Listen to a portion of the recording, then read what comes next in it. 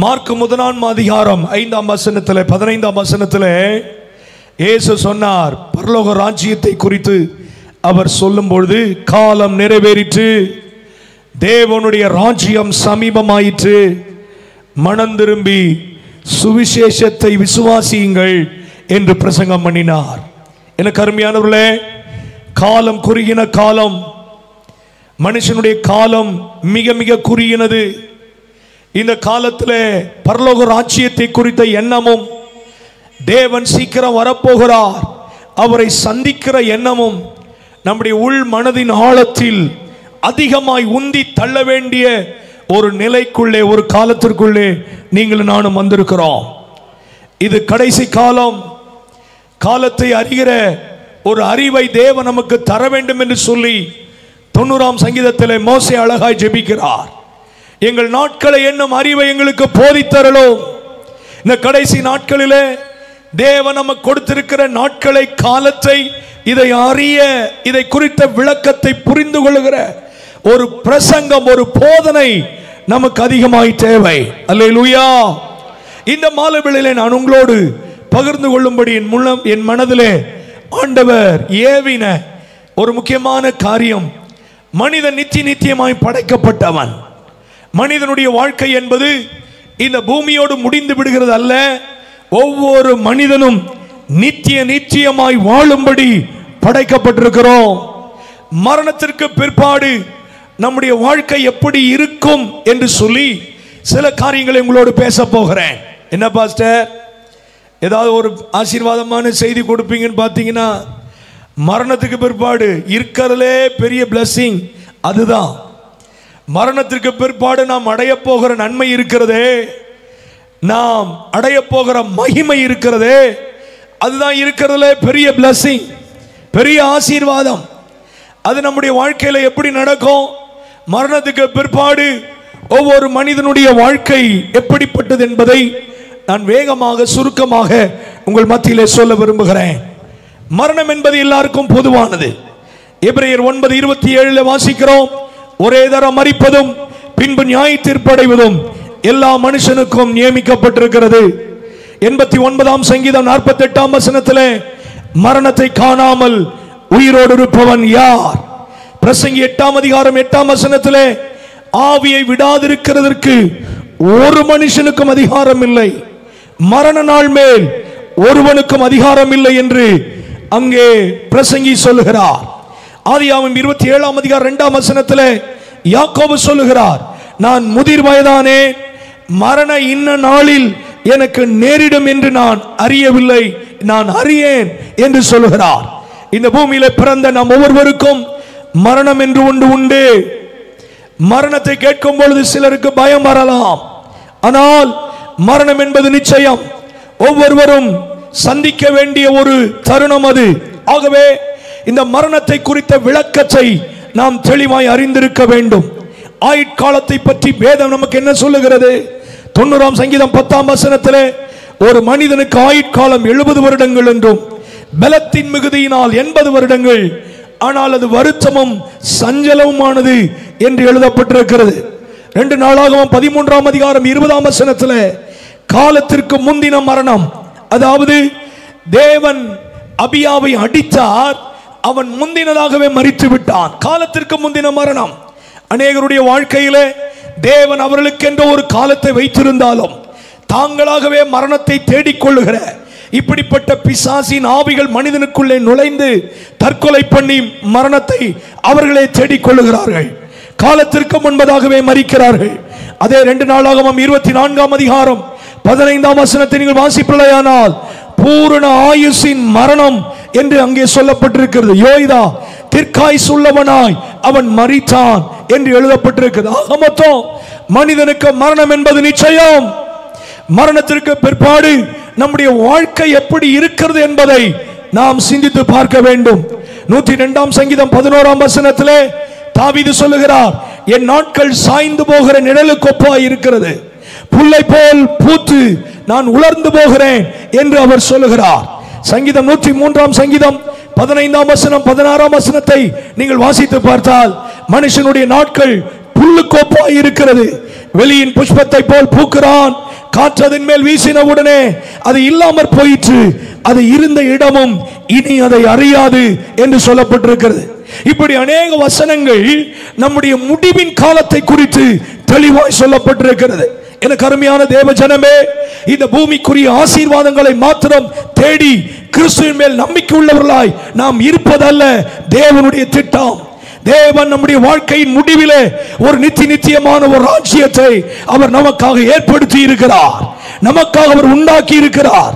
நீங்களும் நானும் இந்த பூமியின் வாழ்க்கை முடித்து விட்ட பிற்பாடு அந்த நித்திய ராஜ்யத்திற்குள்ளே பிரவேசிக்க வேண்டும். கைகளை உயர்த்தி ஒரு அல்லேலூயா சொல்லுங்க.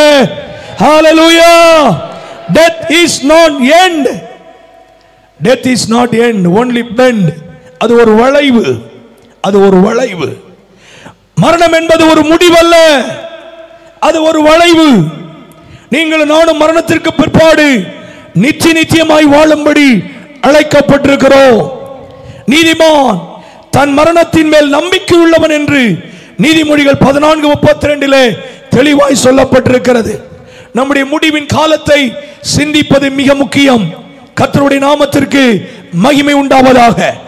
எபிரேயர் 11ஆம் அதிகாரத்தில் விசுவாச வீரருடைய பட்டியலை நீங்கள் வாசிப்பீர்களானால் அவர்கள் விசுவாசத்தோடு மரித்தார்களாம். நம்முடைய முடிவை குறித்து சிந்தித்து பார்ப்பது மிக அவசியம். மரணத்தை பற்றி வேதம் என்ன சொல்லுகிறது தெரியுமா? மரணத்தை பற்றி நம்முடைய வேதம் என்ன சொல்லுகிறது? மரணம் ஒரு நித்திரை. யோவான் 11ஆம் அதிகாரம் 11ஆம் வசனத்தில் மரணம் ஒரு நித்திரை, நித்திரையை விட்டு எழுந்திருக்கத்தக்க காலம் வரும். 1 தெசலோனிக்கேயர் 4ஆம் அதிகாரம் 16ஆம் 17ஆம் வசனத்தில் ஏனெனில் கர்த்தர் தாமே ஆரவாரத்தோடும் பிரதான தூதனுடைய சத்தத்தோடும் தேவ காலத்தோடும் வானத்திலிருந்து இறங்கி வருவார். அப்பொழுது கிறிஸ்துவுக்குள் மரித்தவர்கள் முதலாவது எழுந்திருப்பார்கள். ஏன்? அது நித்திரை. நித்திரை என்றால் ஒரு முறை எழுந்திருக்க வேண்டும், ஒரு நாள் எழுந்திருக்க வேண்டும். மரணம் என்பது நித்திரை என்று வேதம் சொல்லுகிறது. 115ஆம் சங்கீதம் 15ஆம் வசனத்தில் கர்த்தருடைய பரிசுத்தவான்களின் மரணம் அவர் பார்வைக்கு அருமையானது. மரணம் ஒரு அருமை. பிலிப்பியர் 1ஆம் அதிகாரம் 21ஆம் வசனத்தில் கிறிஸ்து எனக்கு ஜீவன், சாவு எனக்கு ஆதாயம். வெளிப்படுத்தல் 14ஆம் அதிகாரம் 13ஆம் வசனத்தில் பரலோகத்திலிருந்து ஒரு சத்தம் உண்டாக கேட்டேன், அது கர்த்தருக்குள் மரிக்கிறவர்கள் இது முதல் பாக்கியவான்கள் என்று எழுது. அவர்கள் தங்கள் பிரயாசங்களை விட்டொழிந்து இளைப்பாறுவார்கள், அவர்களுடைய கிரியைகள் அவர்களோட கூட போகும் என்று சொல்லப்பட்டிருக்கிறது. எனக்கு அருமையானவர்களே, எந்த மதமும் சொல்லாத, எந்த ஒரு மகானும் சொல்லாத ஒரு மகத்துவமான காரியம் வேதம் நமக்கு மரணத்தை குறித்து அருமையாய் சொல்லுகிறது. மரணம் ஒரு நித்திரை, மரணம் ஒரு அருமை, மரணம் ஒரு பாக்கியம், மரணம் ஒரு ஆதாயம். துக்க வீட்டிற்கு போகிறது நலம். யார் சொல்லுவா? யார் அதை சொல்ல முடியும்? மரணம் நல்லது என்று யார் சொல்ல முடியும்? மரணம் பாக்கியம் என்று யார் சொல்ல முடியும்? மரணம் எனக்கு ஆதாயம் என்று யார் சொல்ல முடியும்? கிறிஸ்துவை நம்பினவர்கள், கிறிஸ்துவை ஏற்றுக்கொண்டவர்கள், இந்த பூமியில நமக்காக 2000 ஆண்டுகளுக்கு முன்பதாக மனிதனாக இறங்கி வந்த இயேசுவை விசுவாசித்த இரத்தத்தினாலே கழுவப்பட்டு பாவ மன்னிப்பை பெற்று பரலோக ராஜ்யத்தின் நிச்சயத்தை அடைந்தவர்களே மரணம் பாக்கியம் என்று சொல்ல முடியும், மரணம் ஆதாயம் என்று சொல்ல முடியும். அல்லேலூயா. இந்த நிச்சயம் நமக்கு இருக்குதா? சத்தத்தை கேட்டுக்கொண்டிருக்கிற தேவ ஜனமே, இந்த ஒலிபெருக்கியின் மூலம் இந்த வேர்க்கிளம்பி பகுதியில் உள்ள மக்கள் இந்த சத்தத்தை கேட்டுக்கொண்டிருக்கலாம். உன் முடிவை குறித்து நிச்சயம் இருக்கிறதா? உன் எதிர்காலத்தை குறித்து நிச்சயம் இருக்கிறதா? இந்த பூமிக்குரிய வாழ்க்கை முடிந்த பிற்பாடு நித்தியமாய் வாழப் போகிறோமே, அதை குறித்த ஒரு நம்பிக்கை உண்டா? வெந்ததை தின்னிட்டு விதி வந்தா சாகு என்று சொல்வது பழமொழி, அதல்ல இந்த உலக வாழ்க்கை. வெந்ததை தின்னிட்டு முடிவு செத்து போயிட்டா யாருக்கு என்ன தெரியும்? நீங்க பாத்தீங்களா பரலோகத்தை? நீங்க பாத்தீங்களா நரகத்தை? ஐயா, அம்மா, சகோதரனே, சகோதரியே, தாயே, தகப்பனே, ஒன்னத்தை நாம் பார்க்காதனால அது இல்லை என்ற அர்த்தம் இல்லை. நாம் பார்க்காவிட்டாலும் நாம் அதை நம்புகிறோம். அது எல்லா மதங்களும் ஒத்துக்கொள்ளுகிறது. சொர்க்கம், மோட்சம், பரலோகம் என்று ஒன்று உண்டு, நரகம் என்று ஒன்று உண்டு. அல்லேலூயா, அல்லேலூயா. நாம் பார்க்காவிட்டாலும் அது உண்டு. அது நிச்சயமே நிச்சயம், அது நிரூபிக்கப்பட்டிருக்கிறது. ஆகவே நீங்களும் நானும் மரணத்தை குறித்த தெளிவை தேவன் நமக்கு தந்தருளுவாராக. துவக்கத்தை பார்க்கிலும் முடிவு நல்லது. நம்முடைய முடிவை சிந்திப்பது நல்லது. இந்த பத்மநாபபுரம் வட்டார கன்வென்ஷன்ல இந்த கடைசி நாட்களில் நம்முடைய வாழ்க்கையின் கடைசி நிமிடங்களை, நம்முடைய முடிவை சிந்தித்து பார்ப்பது மிக நல்லது. ஐயா, நம்முடைய வாழ்க்கை என்பது ஒரு பிரயாணம். நம்முடைய வாழ்க்கை என்பது ஒரு நல்லதை நோக்கி, அல்லது ஒரு வாழ்க்கை என்பது ஒரு பிரயாணம். நம்ம எந்த பிரயாணத்தில் எந்த பஸ்ல ஏறி உட்கார்ந்து இருக்கிறோம்? இப்ப நாகர்கோயில்ல நீங்க பஸ் ஸ்டாண்டுக்கு போனீங்கன்னா, நீங்க ஒரு சென்னைக்கு போகணும்னு வச்சுக்கோங்களேன், அப்ப நிறைய பஸ் இருக்கும், நிறைய பஸ் இருக்கும். நம்ம எந்த ஊருக்கு போகிறோமோ அந்த பஸ்ல தான் நம்ம பயணம் துவங்கும். நம்முடைய எண்டு எது, நாம் எந்த லக்கை அடைய போகிறோம், அதை வைத்துதான் நம்முடைய துவக்கம் இருக்கும். நான் சென்னைக்கு போகணும்னு சொல்லிவிட்டு அங்க சேலம் பஸ் இருக்கும், கோயம்புத்தூர் பஸ் இருக்கும், திருநெல்வேலி பஸ் இருக்கும், நிறைய பஸ் இருக்கும். நாம் போக வேண்டிய லக்கு என்ன என்பதை வைத்துதான் என்னுடைய துவக்கம் ஆரம்பமாகிறது. இன்றைக்கு நீங்கள் எந்த பஸ்ல உட்கார்ந்து இருக்கிறீங்க என்றதை யோசித்து பாருங்க. எப்படி வேணாலும் வாழலாம், எப்படி வேணாலும் ஜீவிக்கலாம் என்று சொல்லி வாழ்ந்து விட்டு நான் அங்க போயிருவேன் நினைச்சிட கூடாது. இயேசு கிறிஸ்து நமக்கு வழியாயிருக்கிறார். இயேசு கிறிஸ்து நமக்கு சத்தியமாயிருக்கிறார். அவரை பின்பற்றும் பொழுது, அவரை எண்ணிக் கொள்ளும் பொழுது, அவரை ஏற்றுக்கொள்ளும் பொழுது, அவர் போன்ற நித்திய ராஜ்யத்திற்குள்ளே நீங்களும் நானும் பிரவேசிக்க முடியும். அதற்குத்தான் இந்த கூட்டம். அல்லேலூயா. அவரவர்கள் இஷ்டம் போல எல்லாமே ஒரே இடத்துல, எல்லா நதியும் கடல்ல தானே போய் சேருது அப்படின்னு நம்ம வாழ்ந்துட கூடாது. நம்முடைய முடிவை வைத்துதான் நம்முடைய பிரயாணம். இன்னைக்கு அநேகருடைய வாழ்க்கையில், ஏன் கிறிஸ்தவருடைய வாழ்க்கையில் கூட தன்னுடைய லக்கு என்ன, முடிவு என்ன, தேவன் எதை நோக்கி அழைத்திருக்கிறார் என்பதை மறந்து ஏனோதானோ என்று இம்மைக்குரியவர்களாய் வாழ்கிறார்கள். இல்லை, இல்லை. நம்முடைய வாழ்க்கையை திருத்திக் கொள்ள வேண்டும், நம்முடைய பாதையை மாற்ற வேண்டும். என்னுடைய லக்கை நோக்கி நான் தொடர்கிறேனா? பவுல் சொல்றாரு, என் லக்கை நோக்கி ஆசையாய் தொடர்கிறேன், ஆசையாய் தொடர்கிறேன். தேவன் எனக்கென்று ஒரு பாதையை வைத்திருக்கிறார். மேகம் போன்ற திரளான சாட்சிகள் நம்மை சூழ்ந்து கொண்டிருக்க பாரமான யாவற்றையும் நம்மை சுற்றி நெருங்கி நிற்கிற பாவத்தை தள்ளிவிட்டு விசுவாசத்தை துவக்குகிறவரும் முடிக்கிறவருமாகிய கிறிஸ்து இயேசுவை நோக்கி, அவரை நோக்கி, அவர் நியமித்த பாதையில நான் ஓடும்படி, லக்கை அடையும்படி கர்த்தர் நம்மை தெரிந்து கொண்டிருக்கிறார். கைகளை உயர்த்தி ஒரு சத்தமா ஒரு அல்லேலூயா சொல்லுங்க பாப்பா. ஹalleluya, ஹalleluya. நான் எப்போதும் சொல்றது ஒண்ணு, அம்மா வயிற்றுக்குள் வாழ்ந்தது மாத வாழ்க்கை. 10 மாசம் எல்லாரும் அம்மா வயிற்றுக்குள்ள தான் வந்திருக்கிறோம். அது மாத வாழ்க்கை. இப்ப வாழ்ந்து கொண்டிருக்கிறது வருஷ கணக்கு வாழ்க்கை. இது எத்தனை வருஷம் தெரியாது. சிலருக்கு சில குறுகிய காலம், சிலருக்கு நீண்ட காலம். ஆக மொத்தம் இது வருஷ கணக்கு வாழ்க்கை. இனிமேல் வாழ போறதான் நித்தியமான வாழ்க்கை. பரலோகமும் நித்தியம், நரகமும் நித்தியம். இனி வாழ போறது நித்தியமான வாழ்க்கை.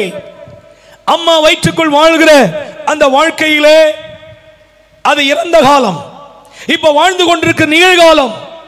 இனி வாழ போறது எதிர்காலம். அம்மா வயிற்றுக்குள் வாழ்ந்து எவ்வளவு உண்மையோ, இப்ப வாழ்ந்து கொண்டிருக்கிறது எவ்வளவு உண்மையோ, அதை விட அதிக உண்மை நித்தியமாய் வாழ போகிறோம். நான் உங்களுக்கு ஒரு கேள்வி கேட்கிறேன். அம்மா வயிற்றுக்குள் வாழ்கிற குழந்தைக்கு வருஷக்கணக்கு ஒரு வாழ்க்கை வாழ போறது குழந்தைக்கு தெரியுமா தெரியாதா? சொல்லுங்க. தெரியாது. மாத கணக்கில் அம்மா வயிற்றுக்குள்ள வாழ்ந்து கொண்டிருக்கிற குழந்தைக்கு வருஷ கணக்கில் பூமியில வாழ போறது தெரியாது. தெரிதோ தெரியலையோ, மாத வாழ்க்கையை விட்டு வருஷ கணக்கு வாழ்க்கைக்கு வந்துதாகணும். இல்ல இல்ல எனக்கு தெரியாது, நான் இங்கேயே உட்காந்துக்கிறேன் அப்படின்னு சொன்னா டாக்டர் அறுத்து தூக்கி போட்டுருவான். நீ வாமா, வெளியில வா, உனக்கு காலம் முடிஞ்சிருச்சு, நேரம் முடிஞ்சிருச்சு, மாசம் வாழ்க்கை முடிஞ்சிருச்சு, அறுத்து தூக்கி போட்டுருவான் வெளில. நீ வருஷ கணக்கு வந்துதாகணும். அதை போல வருஷ கணக்கிலே வாழ்ந்து கொண்டிருக்கிற நாம் நித்திய வாழ்க்கை குறித்து தெரிதோ தெரியலையோ, பரலோகத்தை பற்றி தெரிதோ தெரியலையோ, மரித்த பிற்பாடு ரெண்டுத்துல ஒரு இடத்துக்கு போய் தாகணும். இல்ல இல்ல எனக்கு தெரியாது, பரலோகத்தை பத்தி தெரியாது, நரகத்தை பத்திலாம் தெரியாது, இங்கே உட்காந்துக்கிறேன்னு சொல்ல முடியுமா? நேரம் வந்தா எவரா இருந்தாலும், எவ்வளவு பெரிய பணக்காரனா இருந்தாலும் அவன் நேரத்தை விலை கொடுத்து வாங்க முடியாது. கோடி கோடியா கொள்ளடிச்சு வச்சிருந்தாலும் ஒரு நாளையும் நாம் எக்ஸ்ட்ரா வாங்க முடியாது. நேரம் வந்தா டிக்கெட் எடுத்துதான் ஆகணும். இது மனுஷனுக்கு நியமிக்கப்பட்டிருக்கிறது. எனக்கு அருமையானவர்களே, மாத கணக்கு வாழ்க்கைக்காகவும் வருஷ கணக்கு வாழ்க்கைக்காகவும் கஷ்டப்பட்டு அதற்காகவே நேரத்தை செலவழித்து அதற்காகவே ஓடுகிற வாழ்க்கை கிறிஸ்தவ வாழ்க்கை அல்ல. கிறிஸ்தவ வாழ்க்கை என்பது என்ன? நித்தியமாய் அவரோடு கூட வாழ போகிறோமே. அதனால்தான் பார்வோனுடைய குமாரத்தின் மகன் எனப்படுவதை வெறுத்து அந்த பாவ சந்தோஷத்தை அனுபவிப்பதை பார்க்கிலும் தேவ ஜனங்களோடு துன்பத்தை அனுபவிக்க தெரிந்து கொண்டான் அல்லவா மோசே. ஏன்? இனி வரும் பலன் மேல் நோக்கமாயிருந்தான். அந்த நித்திய ராஜ்யத்தை குறித்து எண்ணமுடையவராய் இருந்தான். வெள்ளியும் பொன்னுமுடைய சீமான் தான் ஆபிரகாம். ஆனால் கைவேலை இல்லாத நித்திய ராஜ்யத்தை குறித்த எண்ணம் ஆபிரகாமுக்குள் இருந்தது. சத்தத்தை கேட்டுக்கொண்டிருக்கிற தேவ ஜனமே, பூமிக்குரிய ஆசீர்வாதங்களை தேடி மாத்திரம் கிறிஸ்துவை தேடாதிருங்கள். நித்தியமாய் அவரோடு கூட வாழ போகிறோம். இந்த பூமிக்குரிய காரியங்கள் எல்லாம் நமக்கு இன்னது தேவை என்று நம் நாவில் சொல் பரவாததற்கு முன்னமே அவர் அறிந்திருக்கிறார். அல்லேலூயா, அல்லேலூயா, அல்லேலூயா.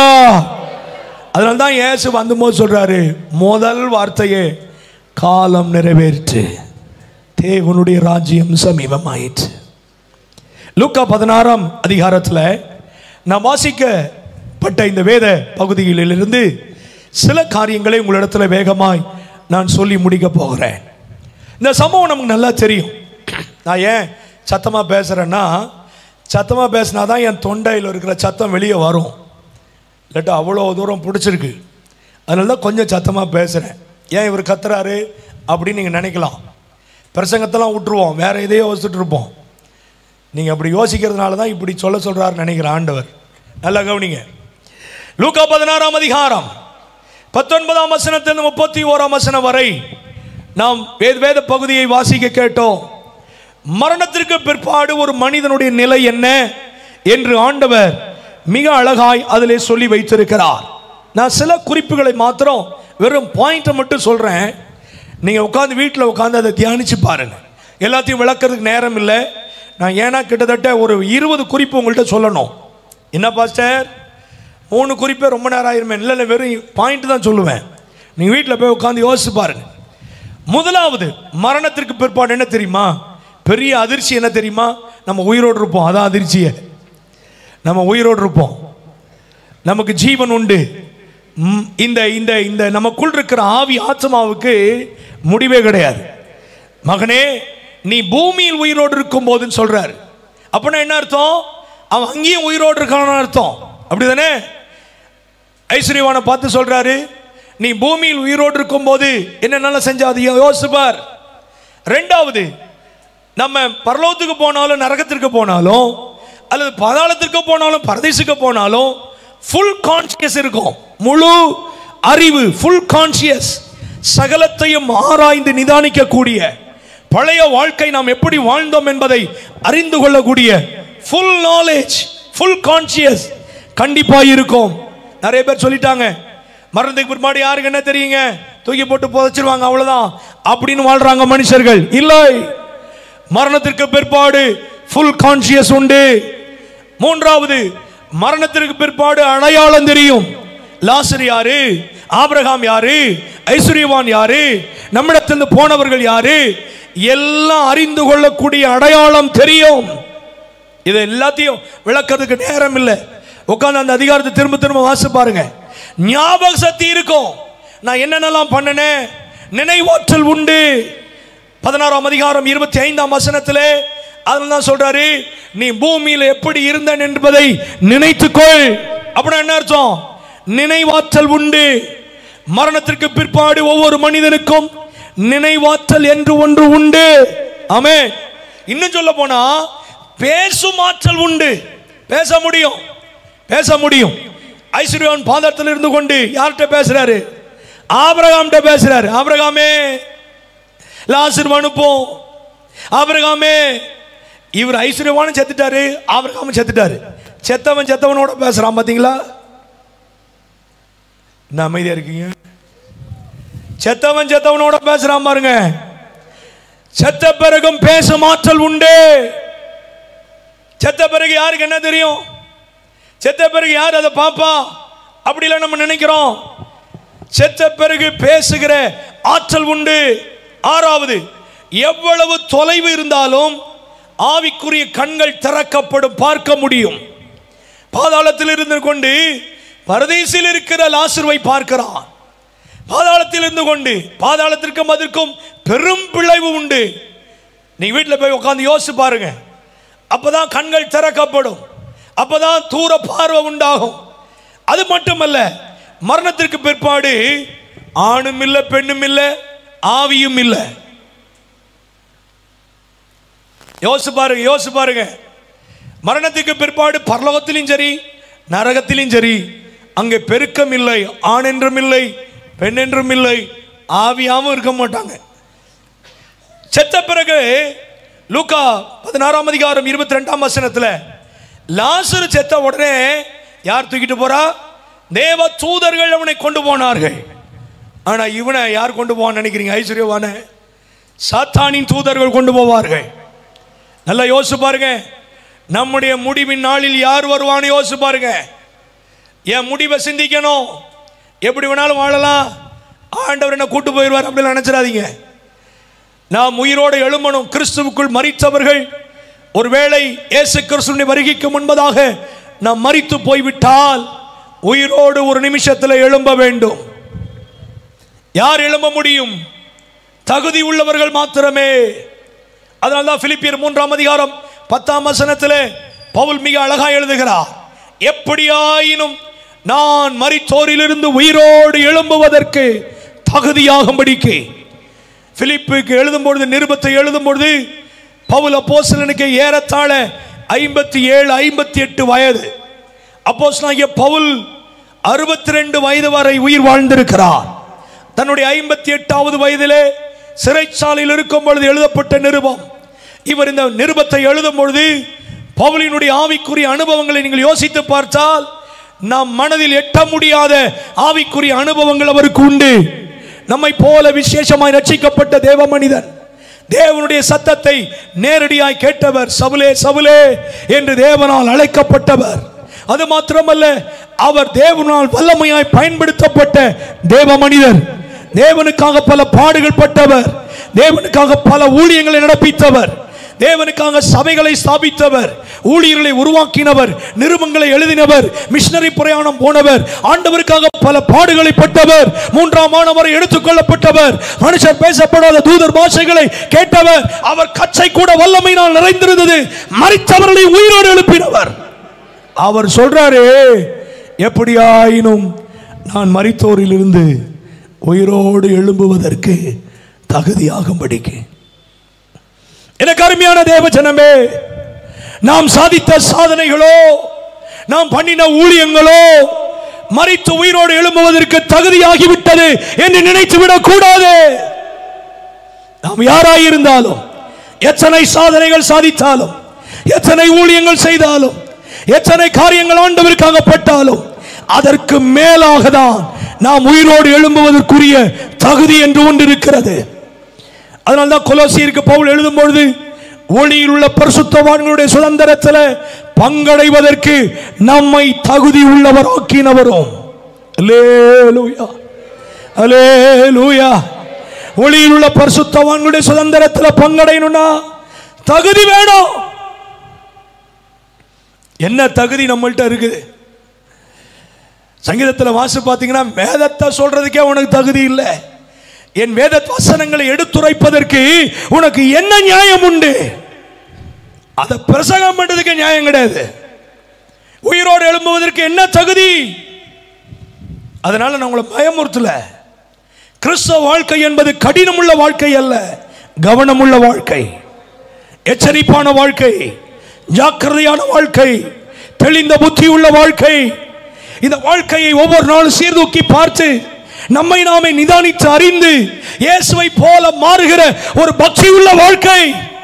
அவர் வெளிப்படும் போது அவர் இருக்கிற வண்ணமாகவே நாமும் அவரை தரிசிப்பதினால் அவருக்கு ஒப்பாய் இருக்கணும். அப்பதான் உயிரோடு எழும்ப முடியும். ஒரு நிமிஷத்துல மறுரூபமாகணும். மத்தேயு 24:44 சீஷர்களை பார்த்து இயேசு சொல்லுகிறார். என்ன சொல்றாரு? சீஷர்களை பார்த்து இயேசு என்ன சொல்றார் தெரியுமா? நீங்கள் நினையாத நாளிகையிலே நான் வருவேன்னு சொல்லல. எப்பா நீ என் கூட இருந்தப்பா, 3 வருஷம் என் கூட கஷ்டப்பட்ட, 3 வருஷம் என்னோட படுத்தூங்கின, 3 வருஷம் என் கூட சாப்பிட்ட, 3 வருஷம் என் கூட இருந்துட்ட, உன்னைய கூட்டு போவேன், வேற யாரை கூட்டிட்டு போவேன் அப்படி சொல்லல. அப்படி சொல்லல. நீ என் கூட இவ்வளவு பாடுபட்டியப்பா, உன்னை கூட்டு போவேன், வேற யாரை கூட்டு போவேன் அப்படி சொல்லல. சீஷர்களை பார்த்து ஆண்டவர் சொல்றாரு, நான் வருவன் கூட சொல்லல, அட்வான்டேஜ் எடுத்துடக்கூடாதுன்னு. நீங்கள் நினையாத நாளிகையில மனுஷகுமாரன் வருவார், நீங்களும் ஆயத்தமா இருந்தா கூட்டு போவன்றார். நான் சொல்றது புரியுதா? நான் சொல்றது விளங்குதா? நீ என் கூட இருந்துட்டதுனால கூட்டு போயிடுவேன் நினைச்சிடாதப்பா. நீ ஆயத்தமா இருந்தா நான் உன்னை கூட்டிட்டு போவேன்.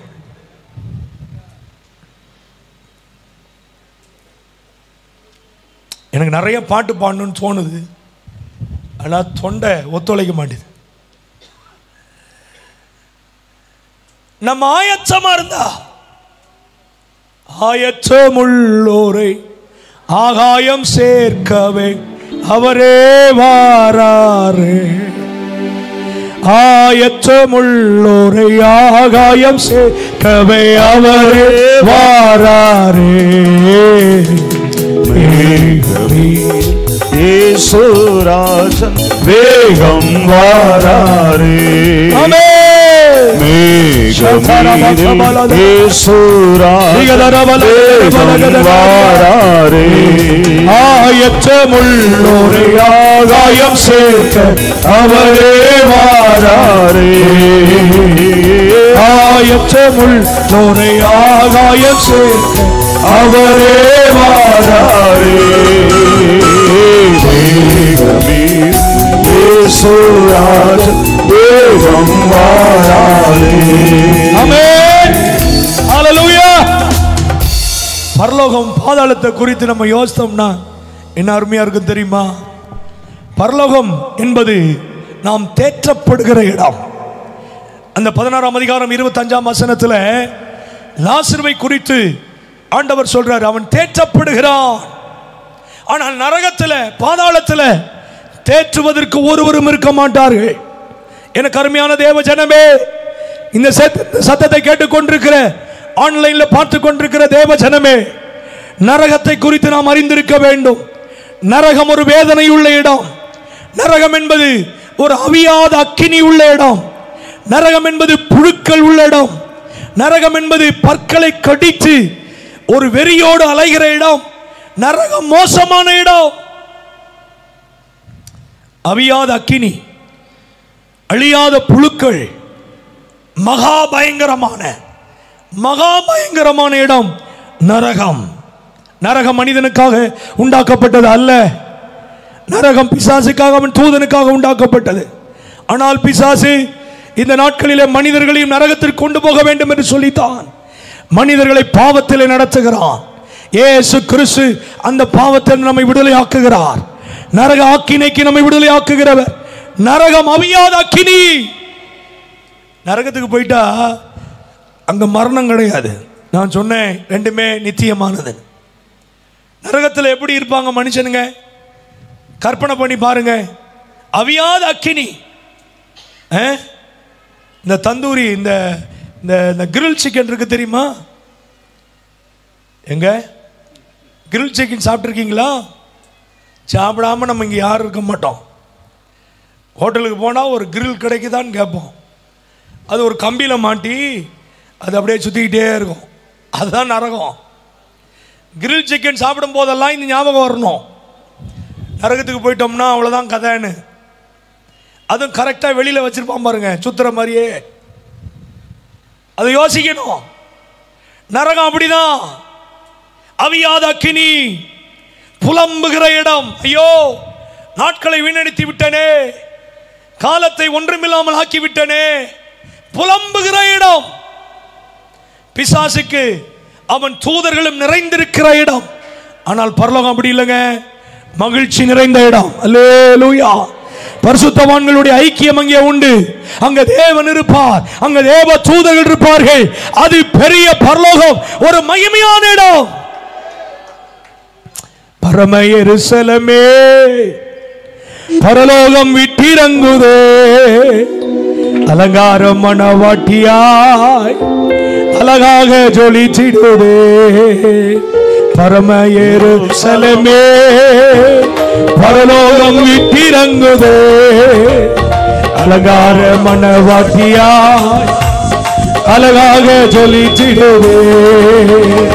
ஆமென் அல்லேலூயா, ஆமென் அல்லேலூயா.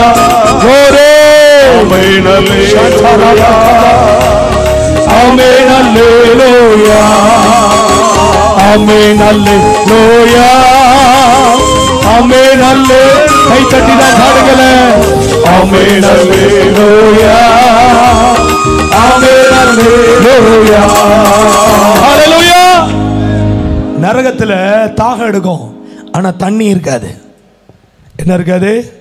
அதனால தான் ஐஸ்வர்யவான் சொல்றான், எனக்கு தாகம் எடுக்குது, இங்க தண்ணி இல்லை, லாசருவை அந்த விரலை நுழைச்சி, ஏன்னா அங்க தண்ணி இருக்குது.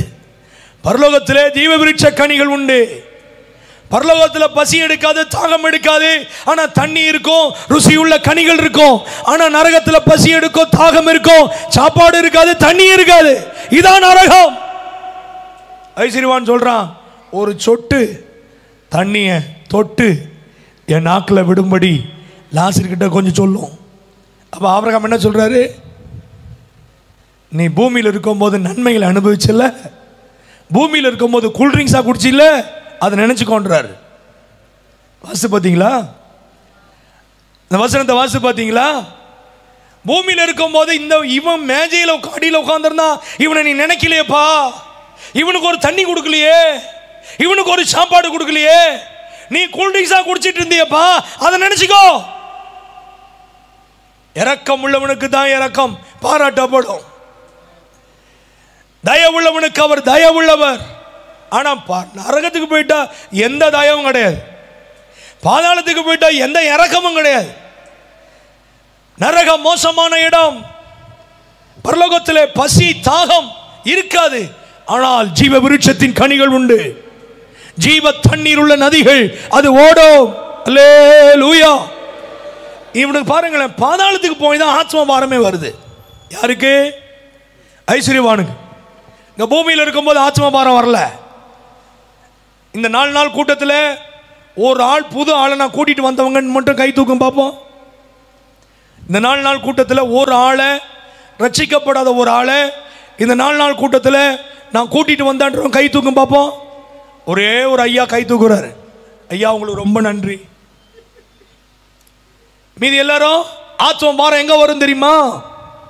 பாதாளத்துக்கு போயிட்டான் இவன். அப்போதான் சொல்றான், என்ன போல் 5 சகோதரர் இருக்கிறாங்க, அவங்க இங்க வந்துடக்கூடாது, அவங்க இங்க வந்துடக்கூடாது, எப்படியாவது லாசருவை அனுப்போம். எங்க வருது ஆத்ம பாரம்? எங்க வருதுங்க? எங்க வருது? வர வேண்டிய இடத்துல வரல. எத்தனையோ காரியங்கள் சொல்லியும், எவ்வளவு முறை பப்ளிக்கா என்ன வட்டார நீங்க கன்வென்ஷன் போட்டாலும் நான் வர்றதே பெருசு பாஸ்டர். எப்படி? நானே 4ஆம் நாள் தான் வருவேன் பாஸ்டர். அதுக்கும் எங்களுக்கு இதுக்கு வேன் வேற வைக்கணும் பாஸ்டர், எங்களை கூட்டிட்டு வந்து விடணும் பாஸ்டர், சோறு போடணும் பாஸ்டர், நான் வர்றதே பெருசு. ஆத்ம பாரம் எங்க வந்துச்சு பாருங்க அவனுக்கு. எங்க வந்துச்சு? பாதாளத்தில் போய் சொல்றான், என்ன போல ரத்தமா சாப்பிட்டு நல்ல ரத்தாம்பர உடுத்தி சம்பரமாக சாப்பிட்டுட்டு இருக்கிறான் 5 பேர். அவன் இந்த வேதனை உள்ள இடத்துக்கு வந்துடக்கூடாது, அதனால் லாசருவை அனுப்புங்க, லாசருவை அனுப்புங்க. அவன் போனானா அவங்க. அப்போ இவனுக்கு என்ன தெரியுமா? இவனுக்கு என்ன தெரியுது இந்த ஐஸ்வர்யவானுக்குன்னா, என்ன போல சம்பரமா சாப்பிட்டுட்டு ரத்தாம்பர உடுத்திட்டு நல்லா செல்வந்தனா வாழ்கிற என்னுடைய சகோதரர்கள் இந்த பாதாளத்தில் வரவிடாமல் அவர்களை தடுக்கக்கூடிய வார்த்தை இந்த சாதாரண இந்த பருக்கள் நிறைந்த நாய்கள் வந்து அவன் பருக்களை நக்குகிற அளவுக்கு கேவலமான இந்த லாசருக்கிட்ட பாதாளத்தில் வரவிடாமல் தடுக்கிற தேவனுடைய வார்த்தை உண்டு என்பதை பாதாளத்தில் இருக்கிற ஐஸ்வர்யவான் அறிந்திருந்தான். தேவஜனமே, நீங்கள் நானும் ஒப்பிடப்படத்தக்கவர்கள் அல்ல. ரட்சிக்கப்பட்ட ஜனம் நாம். ஒரு மனிதனை பாதாளத்தில் விடாமல் அவனை தடுக்குகிற ஒரு வல்லமையை கர்த்தர் நம் கையில கொடுத்திருக்கிறார். நம்ம தான் சொல்ல மாட்டோம், நம்ம தான் இயேசுவை அறிவிக்க மாட்டோம், நம்ம தான் தைரியமா நிக்க மாட்டோம். ஏதோ ஒரு எதிர்ப்பு வந்துட்டா ஆண்டவரை சொல்லாம விட்டுருவோம். இல்லை, மனிதனை பாதாளத்தில் போக விடாமல் தடுக்கிற தேவனுடைய சத்திய வார்த்தைகள் நம்மிடத்தில் உண்டு. ஒரு அல்லேலூயா வரமாட்டேது, ஒரு தோத்திரம் வரமாட்டேது. ஹல்லேலூயா, ஹல்லேலூயா. கர்த்தருக்கு மகிமை உண்டாவதாக. பரலோகம் ஆடி பாடி தேவனை துதிக்கிற ஒரு மகிமையான இடம். ஜெபிப்பார்கள் நரகத்திலே, கேட்பார்கள், ஆனால் பதில் வராது, பதிலே வராது. இங்கே தான் நம்ம ஜெபம் பண்ணா பதில் கிடைக்கும். அங்கே போய் ஜெபம் பண்ணா பாதாளத்தில் போனாலும் நரகத்துக்கு போனாலும் என்னதான் ஜெபம் பண்ணாலும் என்ன வராது சொல்லுங்க. நம்ம ஒரு மனுஷன் பாதாளத்துக்கு போயிட்டா, நரகத்துக்கு போயிட்டா, பிசாசு அவனை டேக் ஓவர் பண்ணுவான். ஒரு மனுஷன் பரதீசுக்கோ பரலோகத்துக்கு போயிட்டா தேவன் அவனை டேக் ஓவர் பண்ணுவார். அல்லேலூயா. தேவன் அவர்களை பொறுப்பெடுப்பார். பாதாளத்துக்கோ நரகத்துக்கோ போயிட்டா நரகம் தான் அவங்களை பொறுப்பெடுக்கும். நீ யார் பொறுப்பு கீழே இருக்கிறன்னு யோசித்து பார். பாதாளம் என்பது போனவர்கள், பாதாளத்திற்கு போனவர்கள், நரகத்திற்கு போனவர்கள் ஒருவரும் திரும்பி வர முடியாது. ஆனால் பரதீசுக்கு போனவர்களோ அவர்கள் திரும்பி வர முடியும். அதனால தான் மோசேயும் எலியாவும் அங்கே மர்ரூப மலையிலே வந்து காணப்பட்டார்கள். ஆனால் பாதாளத்திற்கு ஒரு மனிதன் போய்விட்டால் அவன் ஒரு நாள் திரும்பி வர முடியாது, திரும்பி வர முடியாது. வசனத்தை நல்லா உட்கார்ந்து யோசித்து பாருங்கள். கர்த்தருக்கு மகிமை உண்டாவதாக. பரலோகத்திலையும் சரி நரகத்திலையும் சரி நான் நினைக்கிறேன் யாருக்கு வயசு கூடவும் கூடாது, குறையவும் குறையாது. இப்படி தானே? என்னது நான் சொல்றது புரியுதா? அப்போ நாங்கள் கிளவியா இருக்கிறோம், நாங்கள் அங்கே போய் கிளவியா இருப்போமா அப்படி நீங்கள் சில பேர் கேட்பீங்க. அங்கே ஒரு பலன் கொடுப்பார் கர்த்தர். வயசு கூடவும் கூடாது, குறையவும் கூடாது. அங்கே ஆண் என்றும் இல்லை, பெண் என்றும் இல்லை. கர்த்தருக்கு மகிமை உண்டாவதாக. நித்திய நித்தியமாய் வாழ படைக்கப்பட்டவன் என்பதை பாதாளத்தில் போய் தான் ஐஸ்வர்யவானுக்கு தெரிகிறது. அன்பார்ந்த சகோதரனே சகோதரியே, நீங்களும் நானும் வாழ்கிற வாழ்க்கை நித்திய நித்தியமான வாழ்க்கை. பாதாளத்திற்கு ஒரு மனிதன் போய்விட்டால், நரகத்திற்கு ஒரு மனிதன் போய்விட்டால், ஒரு நாளும் ஒரு முறையும் ஒரு வாய்ப்பும் நமக்கு கொடுக்கப்படவே முடியாது. பரலோகத்தில் இருந்து எந்த உதவி நமக்கு வராது. ஒரு மனுஷன் பாதாளத்துக்கு போயிட்டானா பரலோகத்திலிருந்து எந்த உதவியும் பெற்றுக்கொள்ள முடியாது. ஆனால் இங்கே இந்த பூமியில் வாழும்போது பரலோகத்திலிருந்து நமக்கு ஒத்தாசை வரும், பரலோகத்திலிருந்து நமக்கு உதவி வரும், பரலோகத்திலிருந்து உன்னத பலன் வரும். அதனால தான் இங்கே போராடி சுவிசேஷம் அறிவிக்கப்படுகிறது. அதனால தான் இப்படிப்பட்ட கூட்டங்கள் நடத்தப்படுகிறது. அல்லேலூயா. பெரும் பிளவு உண்டாகிறதான் பாதாளம். பாதாளத்திலே தான் சுவிசேஷ வல்லமையை அவன் உணர முடிகிறது. எனக்கு அருமையானவர்களே, இந்த ராத்திரி வேளையிலே பரிசுத்த ஆவியானவர் உங்களோடு தெளிவாய் பேசுகிறார். அதனால தான் ஆண்டவர் சொல்றாரு, இந்த சுவிசேஷ வல்லமை அவன் சொல்றான், ஐஸ்வர்யவானே நீர் தயவு செய்து லாசருவை அனுப்பும். மரித்தோரிலிருந்து ஒருத்தன் உயிரோடு எழும்பி போனா அவங்க நம்புவாங்கன்றான் ஐஸ்வர்யவான்கள். அப்ப ஆண்டவர் என்ன சொல்றாரு, இல்ல இல்ல இல்ல, நான் தீர்க்கதரிசிகளை வச்சிருக்கிறேன், நான் மோசேயை அங்க வச்சிருக்கிறேன். 29ஆம் வசனம் 30ஆம் வசனம், ஆபிரகாம் அவனை நோக்கி அவர்களுக்கு மோசேயும் தீர்க்கதரிசிகளும் உண்டு, அவர்கள் செவி கொடுக்கட்டும். அதற்கு அவன், அப்படி அல்ல தகப்பனாய் ஆபிரகாமே, மரித்தோரிலிருந்து ஒருவன் அவர்களிடத்திற்கு போனால் மனம் திரும்புவார்கள் என்றான். அதற்கு ஆண்டவர் என்ன சொல்றாரு, அவர்கள் மோசேயும் தீர்க்கதரிசிகளும் செவி கொடாவிட்டால் மரித்தோர். அதாவது என்ன சொல்றாருன்னா, அங்க தீர்க்கதரிசிகளை வச்சிருக்கிறேன், அங்க ஊழியக்காரர்களை வச்சிருக்கிறேன், அங்க மோசேயை வச்சிருக்கிறேன், அங்க தேவனுடைய வார்த்தைகளை அறிவிக்கிற தேவ மனிதர்களை வச்சிருக்கிறேன், அவங்க அதை பத்தி சொல்லுவாங்கப்பா அப்படின்னு நம்பி சொல்றாரு. அவங்க சொல்லுவாங்க, பாதாளத்தை பற்றி அவங்க பேசுவாங்க. நரகத்தை பற்றி அவங்க பேசுவாங்க, இங்க வந்தவங்க நான் அனுப்ப மாட்டேன்னு சொல்றாரு. அப்ப ஆண்டவருடைய நம்பிக்கை என்ன தெரியுமா? இந்த பூமியில வாழ்கிற தேவனுடைய ஊழியர்கள், பரிசுத்தவான்கள், தீர்க்கதரிசிகள், மெய்ப்பர்கள் இந்த பாதாளத்தை குறித்து, நரகத்தை குறித்து பேசணும்ன்ற நம்பிக்கை ஆண்டவர் வைத்திருக்கிறார். இந்த பூமிக்குரிய ஆசீர்வாதங்களை பேசுகிறதல்ல ஊழியம், பூமிக்குரிய நன்மைகளை பேசுகிறதல்ல ஊழியம். ஊழியம் என்றால் என்ன? பாதாளத்தை குறித்த சத்தியங்களை அறிவிக்கணும், நரகத்தை குறித்த சத்தியங்களை அறிவிக்கணும், மோட்சத்தை குறித்த உபதேசங்களை உபதேசிக்கணும். அதுக்கு தான் கர்த்தர் ஊழியக்காரரை வச்சிருக்கிறேன்னு நம்பி சொல்றார். நான் நினைக்கிறேன் இந்த ஐஸ்வர்யவான் சொல்லியிருப்பான், இல்ல ஆண்டவரே அப்படிலாம் யாரும் ஒன்றும் சொல்லலை, பூமிக்குரிய ஆசீர்வாதத்தை சொன்னாங்க, அதனால் நான் நல்ல ஆசீர்வாதமாக இருந்துட்டேன், என்கிட்ட அதை பற்றி பேசலையேன்னு ஒரு வேளை கம்ப்ளைண்ட் பண்ணாலும் பண்ணியிருக்கலாம். நான் கம்ப்ளைண்ட் பண்ணான்னு சொல்லலை, ஒரு வேளை இவன் கம்ப்ளைண்ட் பண்ணுவான், நம்ம பேசாட்டினா கம்ப்ளைண்ட் பண்ணுவான். பாதாளத்தை குறித்த, நரகத்தை குறித்த சத்தியத்தை நீங்களும் நானும் உபதேசிக்க, ஆண்டவரை ஏமாற்றாமல் பரலோகத்தை குறித்து பேச, நித்திய ராஜ்யத்தை குறித்து பேச தேவனால் அழைக்கப்பட்டிருக்கிறோம். அல்லேலூயா. நரகம் என்பது ஒரு மனிதனுக்கு பழி தீர்க்கும் இடம், பரலோகம் என்பது தேவன் பலனளிக்கிற இடம். அதைத்தான் பாஸ்டர் அவர்கள் ரொம்ப அழகா சொன்னாங்க. நீங்களும் நானும் பலனை பெற்றுக் கொள்ளுகிற இடம் பரலோகம். பரலோகத்திலே நிறைவான பலன், full reward, great reward. Reward தான் பரலோகத்தில், அவார்டு கிடையாது. பூமியில தான் அவார்டு. பூமியில் என்ன அவார்டு? டாக்டரே இருக்க மாட்டான், டாக்டர்னு பட்டம் கொடுத்துருவான், அது அவார்டு. பூமியில தான் அவர்களுக்கு அவார்டு கொடுப்பாங்க. ஆனா பரலோகத்தில் ஒருத்தருக்கு அவார்டு கிடையாது. என்னது உண்டு? ரிவார்டு மாத்திரமே, பிரதிபலன் மாத்திரமே. நீங்கள் நான் இந்த பூமியில நடப்பித்த செய்கைகளுக்கு ஏற்றவாறு பிரதிபலனை பெற்றுக் கொள்ளுகிற இடம் பரலோகம். அல்லேலூயா, அல்லேலூயா. மரணத்துக்கு பிற்பாடு ஒரு விசுவாசி, அந்த மரண நாள் என்பது ஒரு மகிமையான நாளுங்க. மரணத்தை கண்டு பயப்படக்கூடாது. மரணம் எப்போ வேணாலும் வரலாம். மரணத்தை கண்டு பயந்துராதீங்க, மரணத்தை கண்டு சோர்ந்து போயிடாதீங்க. அது ஒரு கிராஜுவேஷன் டே.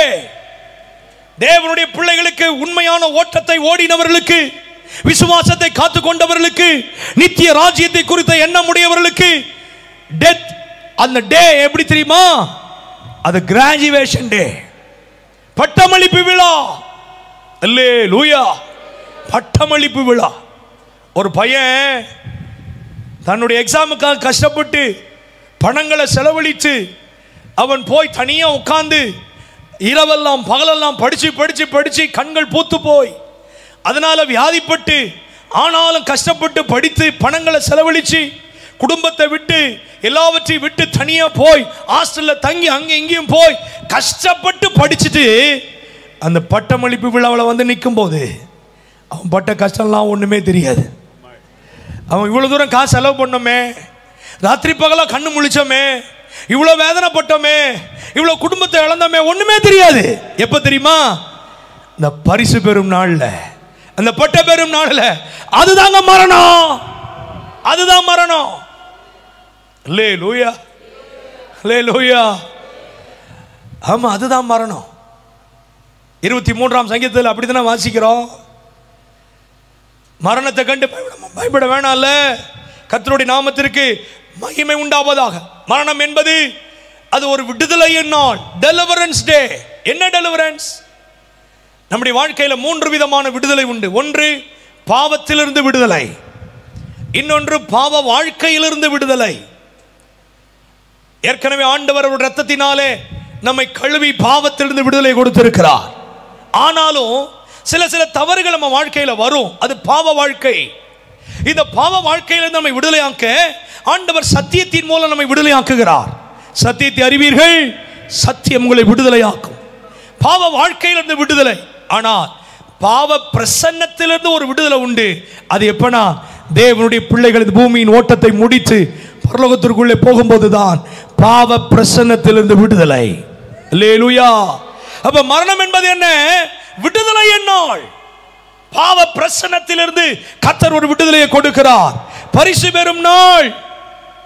நல்ல போராட்டத்தை போராடினேன், ஓட்டத்தை முடிச்சேன், விசுவாசத்தை காத்துக்கொண்டேன், இது முதல் நீதியின் கிரீடம் எனக்காக வைக்கப்பட்டிருக்கிறது என்று பவுல் ரொம்ப அழகாய் நெஞ்சை நிமிர்த்தி கொண்டு சொல்வாரேயானால் அது என்ன நாள்? அது பரிசு பெறும் நாள். உண்மை முத்தமுள்ள ஊழியக்காரனே, நீ கொஞ்சத்தில் உண்மையாய் இருந்தாய், அநேகத்தின் மேல் உன்னை அதிகாரி ஆக்குவேன்.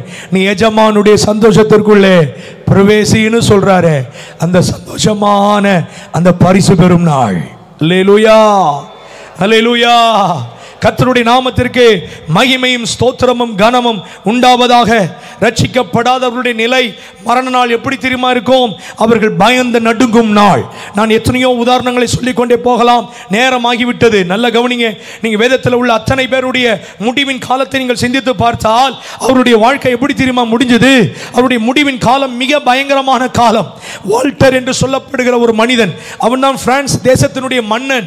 இந்த வால்டருடைய முடிவை சரித்திரத்தை நீங்கள் வாசித்து பார்த்தால் அவனை குறித்து சொல்லப்பட்டிருக்கிறது. அவன் பிரான்ஸ் தேசத்தினுடைய மன்னன். தான் மரிக்கும் முன் இந்த உலகத்தில் ஒரு வேதமும் இல்லாதபடி அதை அழித்து விடுவேன் என்று சபதமிட்டிருந்தான். ஆனால் தான் மரிக்கும் தருவாயில் அவனை பார்த்து கொண்டிருந்த மருத்துவர்கள், அவன் அரசன் அல்லவா, அவனுக்கு அநேக மருத்துவர்கள் பார்த்து கொண்டிருந்தார்கள். மருத்துவத்தில் கேட்டா, என்னை ஒரு 6 மாசம் என்னை உயிர் வாழ வைக்க முடியுமா? என்னை 6 மாசம் என் சொத்துல பாதி தரேன், என் சொத்துல பாதி தரேன், உங்களுக்கு 6 மாசம் என்ன உயிர் வாழ வைக்க முடியுமா? அப்ப அவங்க சொன்னாங்க, இல்லப்பா, உன் காலம் முடிய போகுது, எங்களால உன்னை உயிர் வாழ வைக்க முடியாது. அப்ப அவன் ஒரு குருவானவரை தேடினான். தேவனுக்கு விரோதமாய் செயல்பட்டவன், வேதமே இல்லாமல் ஆக்க வேண்டும் என்று நினைத்தவன், மரிக்கும் தருவாயில ஒரு போதகர், ஒரு குருவானவர் வந்து எனக்காக ஜெபம் பண்ணா எனக்கு ஒரு ஜீவன் கிடைக்குமே அப்படின்னு அவன் தேடினான். அதை தேடினதை பார்த்துட்டு அவனுடைய நண்பர்கள் நாத்திகர்களாக இருந்தபடியினால், இவன் நாத்திக கொள்கையில வளர்க்கப்பட்டபடியினால் அவனுடைய நண்பர்கள், வீட்டார்கள் எல்லாரும் தேவனற்ற நிலைமையில் இருந்தபடியினாலே அவனை ஒரு தனி அறையில் அடைத்து வைத்து சாகும் வரை தனியா இருந்து அவனை சாகடித்தார்கள். பிற்பாடு அவன் வாழ்ந்த அரண்மனை வேதாகம சங்கமாக, வேதாகமத்தை அச்சடிக்கிற ஒரு வேதாகம சங்கமாக கர்த்தரை மாற்றி போட்டார். எனக்கு அருமையான தேவ ஜனமே, தேவனுக்கு விரோதமாக எழும்புகிறவருடைய முடிவு மோசமானதாக இருந்தது. நெப்போலியனுடைய முடிவும் அப்படித்தான். மகா அலெக்சாண்டருடைய முடிவு நமக்கு நல்லாக தெரியும். தேசம் முழுவதையும் பிடித்துக் கொண்டு வந்தவன் மகா அலெக்சாண்டர். இந்தியாவிற்கு வந்து விஷ காய்ச்சலினால் மரிக்கும் தருவாயில் அவன் இருந்தபொழுது தன்னோடு இருந்த தன்னுடைய பிரதானிகளை கூப்பிட்டு, என் மரண தருவாய் நெருங்கி விட்டது, நான் மரிக்க போகிறேன், என் ஊர்வலத்திலே 3 காரியங்களை செய்ய வேண்டும். ஒன்று, இந்த உலகத்திலேயே தலை சிறந்த மருத்துவர்கள் தான் என் சரீரத்தை தூக்கி கொண்டு போக வேண்டும். ஏன் தெரியுமா? இந்த மருத்துவர்களால் எனக்கு உயிரை திரும்ப கொடுக்க முடியாது. இரண்டாவது, நான் சம்பாதித்த பணங்கள், வைரங்கள், தங்கங்கள் எல்லாம் ரோட்டிலே சிந்த விட்டு கொண்டு போகணும். ஏன் தெரியுமா? இந்த பணங்களோ, இந்த வைரங்களோ, இந்த சொத்துக்களோ என்னை காப்பாற்ற முடியாது. மூன்றாவது, என் கையை வெளியே விரித்து விட்டு என்னை அப்படி தூக்கி கொண்டு போகணும். ஏன் தெரியுமா? நான் ஒன்றையும் கொண்டு வந்ததில்லை, ஒன்றையும் கொண்டு போவதில்லை. இதுதான் மகா அலெக்சாண்டருடைய மரண நிறைவு. ஆனால் வேதத்தில் உள்ள பரிசுத்தவான்களுடைய முடிவை நீங்கள் பார்த்தால் மகிமையான முடிவு. வில்லியம் கேரி தன்னுடைய வாழ்க்கையில 8வது பதிப்பை, வேதாகமத்தை மொழிபெயர்த்து 8வது பதிப்பை முடித்த பிற்பாடு அவர் சொன்னார், என் பணி முடிந்தது, இனி நான் தேவனை சந்திப்பதை தவிர வேறு எதுவும் இல்லை என்று சொல்லி நிறைவோடு முடித்தார். எனக்கு அருமையான தேவ ஜனமே, நம்முடைய முடிவை யோசித்து பாருங்கள், நம்முடைய முடிவை சிந்தித்து பாருங்கள். இயேசு கிறிஸ்து சீக்கிரம் வரப்போகிறார். அல்லேலூயா. ரட்சிக்கப்படாதவர்கள் அவருடைய மரண நாள் எப்படி தெரியுமா? அவர்கள் பயந்து நடுங்கும் நாள், வெட்கமும் வருத்தமும் அழுகையும் நிறைந்த நாள். ஐயோ, காலத்தை வீணாக்கிட்டேனே, இன்னொரு சந்தர்ப்பம் எனக்கு கிடைக்காதா, இன்னொரு காரியம் எனக்கு, இன்னொரு நாட்கள் எனக்கு கிடைக்காதா என்று ஏங்கி தவிக்கிற ஒரு காலம்தான் அந்த மரண நேரம். ரட்சிக்கப்படாதவர்களுக்கு எதிர்பார்ப்பதை விட மேலான தண்டனை பெறும் நாள் ரட்சிக்கப்படாதவர்களுக்கு. எனக்கு அருமையானவர்களே, நீங்களும் நானும் தேவனால் தெரிந்து கொள்ளப்பட்ட இந்த விலையேற பெற்ற ரட்சிப்பை பெற்றிருக்கிறோம். இயேசு கிறிஸ்து இந்த பூமியிலே வந்தது உண்மை. இயேசு ஒரு கதாபாத்திரம் அல்ல, இயேசு ஒரு கற்பனையும் அல்ல, இயேசு இல்லாமல் வரலாறும் இல்லை. ஒன்றான மெய்தேவனாகிய அவரை அறிகிற அறிவுதான் நித்திய ஜீவன். இந்த பூமியில வாழ்ந்த ஒரு புலவர் சொல்லுகிறார், வணங்குவாய் ஜெகஜோதி ஒருவனாகி இந்த மாநிலத்தை ஒரு நொடியில் வகுத்து பின்பான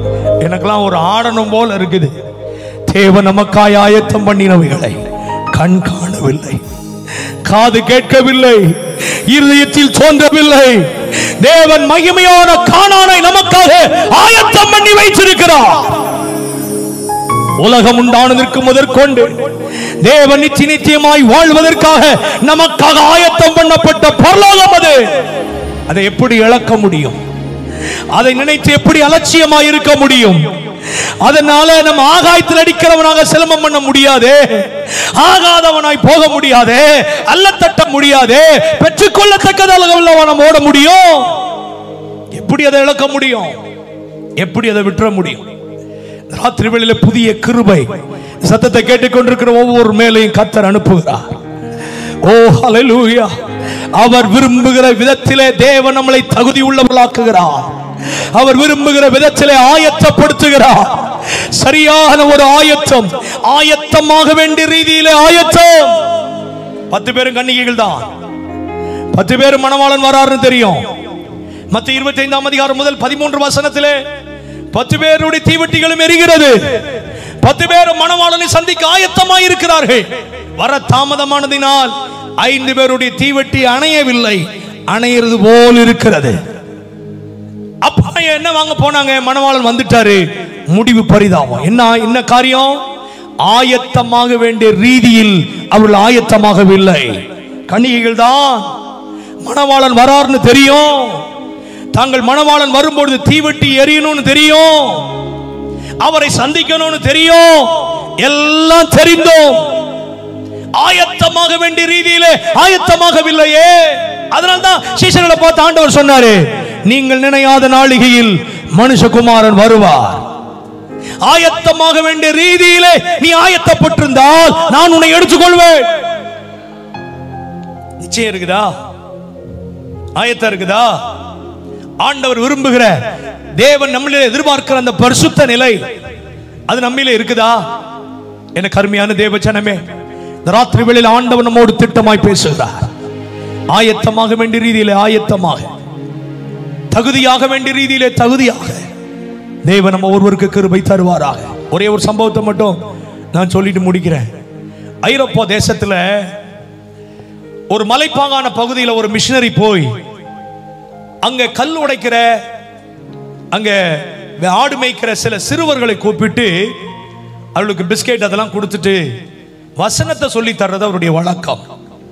வருஷத்துக்கு ஒரு முறை அவர் இந்த ஐரோப்பா தேசத்தில் உள்ள அந்த மலைப்பாங்கான இடத்திற்கு அவர் ஊழியத்திற்காக போவாராம். அப்படி போய் சின்ன பிள்ளைங்களாம் கூப்பிட்டு அவர் உட்கார வச்சு வசனம் சொல்லி தருவார். அவர் சொல்லி தரும் போது 23ஆம் சங்கீதத்தை அந்த பிள்ளைகளுக்கு அழகா சொல்லி தந்தார். எப்படி சொல்லி தந்தார்னா, ஒவ்வொரு வசனத்தையும் ஒரு விரலை பிடிச்சிட்டு, கர்த்தரின் மெய்ப்பராய் இருக்கிறார், நான் தாழ்ச்சி அடையேன், அவர் என்னை புல்லுள்ள இடங்களில் மேய்த்து அமர்ந்த தண்ணீர், இப்படி ஒவ்வொரு வசனத்தையும் ஒவ்வொரு விரலை பிடிச்சி சொல்லி கொடுத்தார். கடைசி கட்ட விரலை பிடிச்சிக்கும் போது, நான் கர்த்தருடைய வீட்டிலே நீடித்த நாட்களாய் நிலைத்திருப்பேன். கட்ட விரலை பிடிச்ச அந்த வசனத்தை சொல்லி கொடுத்தார். அவர் அந்த வருஷத்துல சொல்லி கொடுத்துட்டு போயிட்டார். அடுத்த வருஷம் வந்தார். அடுத்த வருஷம் வந்து பார்த்தா அதுல ஒரு முக்கியமான பையன், அவன் நல்ல வசனம் சொல்லுவான், அவன் நல்ல பையன், அவன் அன்னைக்கு காணும் வரல.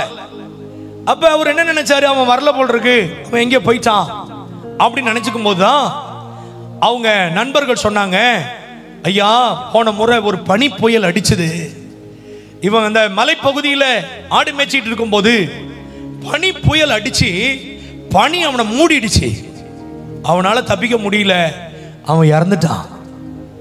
ஐயோன்னு ரொம்ப வருத்தம். ஐயோ இந்த பையன் நல்ல பையனாச்சே, நல்ல வசனம் சொல்லுவானாச்சே, இந்த பையன் இறந்துட்டானே. அவங்க அப்பாவை கூப்பிட்டு பேசுவோன்னு சொல்லி அவங்க அப்பாவை கூப்பிட்டார். அவங்க அப்பாட்ட போய் உங்க பையன் இறந்துட்டான்னு கேள்விப்பட்டேன் ஐயா, எப்படி இறந்தான்னு கேட்டா அவர் சொன்னாரு, ஐயா என் பையன் ஆடு மேய்க்க போனான், நல்லா இயேசுசாமி மேல ரொம்ப வைராக்கியமா இருந்தான், ஆனா அவனுக்கு ஏன் இந்த சூழ்நிலை வந்துச்சு எனக்கே தெரியல. ஆடு மேய்ச்சிட்டு இருக்கும் போது ஒரு பனி புயல் அடிச்சுது, இந்த பனி அவனை மூடிடுச்சு ஐயா, நாங்களும் பல நாட்கள் அவனை தேடணும், எங்க இருக்கிறானே தெரியல. அப்புறம் ஒரு நாள் ஒரு வழியா அவனை தேடி கண்டுபிடிச்சிட்டோம். இந்த பனியெல்லாம் விளக்கி பார்த்தா அவன் அப்படியே உறைஞ்சு போய் அப்படியே செத்து கிடந்தாயா. ஆனா ஒரு விஷயம் ஐயா, அவன் நாங்க தூக்கும் போது அவன் இந்த கட்டை விரல கட்டிமா பிடிச்சிக்கிட்டே இருந்தாயா. அதுதான் ஏன் தெரியல அப்படின்னாரா அவங்க அப்பா. அப்பதான் இந்த ஊழியக்காரர் நினைச்சாரா, நான் சொல்லி கொடுத்த வாசகம் உன் மரிக்கும் தருவாயில நான் கர்த்தருடைய வீட்டில் நீடித்த நாட்களாய் நிலைத்திருப்பேன். அந்த நம்பிக்கையோட ஒரு மரணம் அந்த சின்ன பிள்ளைக்கு உள்ளத்தில் ஆண்டவர் விதைத்தார். சத்தத்தை கேட்டுக்கொண்டிருக்கிற தேவ பிள்ளையே, ஓ மரணத்தை குறித்த ஒரு நம்பிக்கை உண்டா? ஓ மரணத்தை குறித்த ஒரு நிச்சயம் உண்டா? நீ ரட்சிக்கப்பட்டிருக்கலாம், ஞானஸ்நானம் எடுத்திருக்கலாம், ஆவிக்குரிய சபைக்கு போகலாம், அந்நிய பாஷை பேசலாம், ஊழியம் செய்யலாம், ஆனாலும் உன் மரணத்தை குறித்த நம்பிக்கை உண்டா? எல்லாரும் எழுப்பி நிற்போம். ஆண்டவரை நோக்கி ஜெபிக்க போகிறோம். ஆண்டவர் உங்களோடு பேசி இருந்தால், ஆண்டவர் உங்களோடு இடைபெற்றிருந்தால் வலது கரத்தை உயர்த்தி, ஆண்டவர் நம்மோடு பேசி இருப்பாரே ஆனால் வலது கரத்தை உயர்த்தி நாம் ஜெபிக்க போகிறோம். கர்த்தருடைய நாமத்திற்கு மகிமை உண்டாவதாக. நம்முடைய முடிவு மிக முக்கியம். தேங்க்யூ. நம்முடைய முடிவை சிந்தித்து பார்ப்பது மிக முக்கியம். கர்த்தர் உங்களோடு தெளிவா பேசி இருந்தா உங்க வலது கரத்தை உயர்த்தி ஆண்டவரிடத்தில் நம்மளை அர்ப்பணித்து, ஆண்டவரே என் முடிவை அவ்வப்போது நான் சிந்தித்து என்னை சீர்தூக்கி பார்க்க நீர் எனக்கு உதவி செய்யும். நித்திய நித்தியமாய் நீர் எனக்காய் ஆயத்தம் பண்ணி வைத்திருக்கிற இந்த பரலோக ராஜ்யத்தை சுதந்தரிக்க எனக்கு கிருபை தாரும்.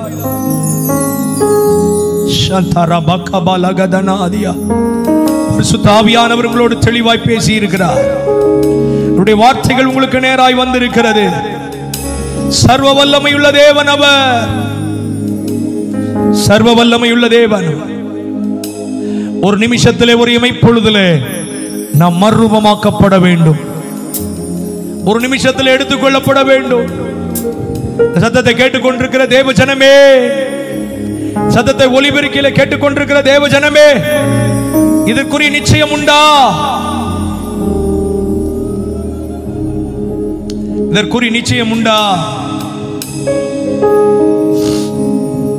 உங்களுடைய மீறுதலுக்காக இயேசு இந்த பூமிக்கு வந்தார். அக்கிரமங்களுக்காக இயேசு இந்த பூமிக்கு வந்தாரே. அவர் எவ்வளவு நல்ல தேவன்! அவர் எவ்வளவு நல்ல தேவன்!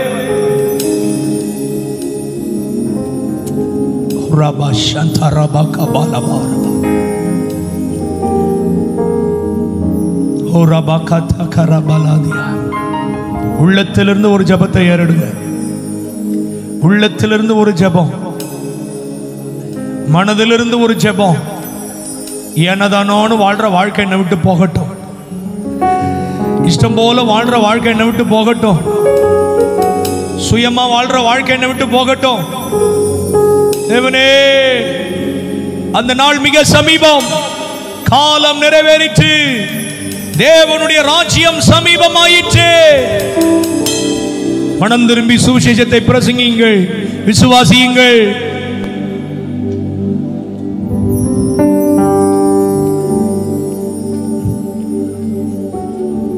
எக்கால சத்தம் வானில் தொனிக்க இயேசு மகாராஜானே வந்திடுவார்.